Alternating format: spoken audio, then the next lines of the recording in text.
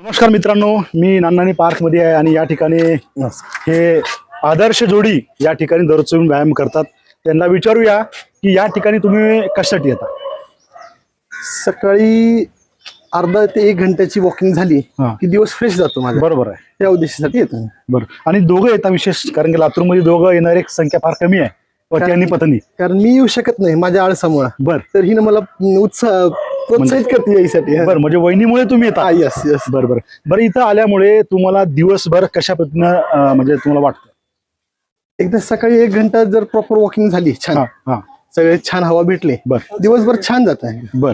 छान, म्हणजे कशा का स्ट्रेस लेवल कमी राहतो. बर. दिवसभर एनर्जी राहते काम करायची. बर.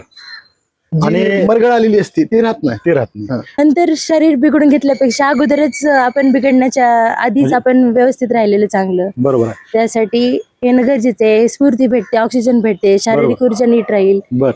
आणि प्रत्येक महिले आजकाल फूड पण व्यवस्थित नाही राहिलं, बरोबर, त्यामुळे तब्येती पण चांगले बिघडत आहेत. त्यामुळे आधीच व्यवस्थित राहणं गरजेचं आहे. बरोबर. आता वहिनी साहेब, तुम्ही घरातले जबाबदारी आहेत, लेकराचं शिक्षण आहे, हे सर्व करता करता वेळ कसं काढता?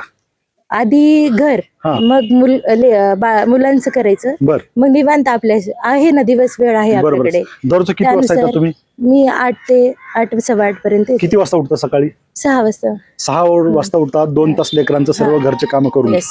आणि हे जे लातूरातले जे महिला आहेत, जे व्यायामाला वेळ देत नाहीत, घरातले कामं खूप आहेत म्हणून कारण सांगतात, अशा महिलांसाठी तुमचा काय संदेश आहे? नाही, कारण घरचं काम तर राहणारच आहे, संपत तर कधीच नाही. दिवसभर पण पुरत नाही, दिवस पण सुद्धा पुरत नाही. बरोबर. पण स्वतःसाठी वेळ काढणं गरजेचं आहे. अर्धा तास तरी कमीत कमी 30 मिनिट. जबाबदाऱ्या पार पाडायसाठी जी ताकद लागते बर. ती सकाळी व्यायाम केलं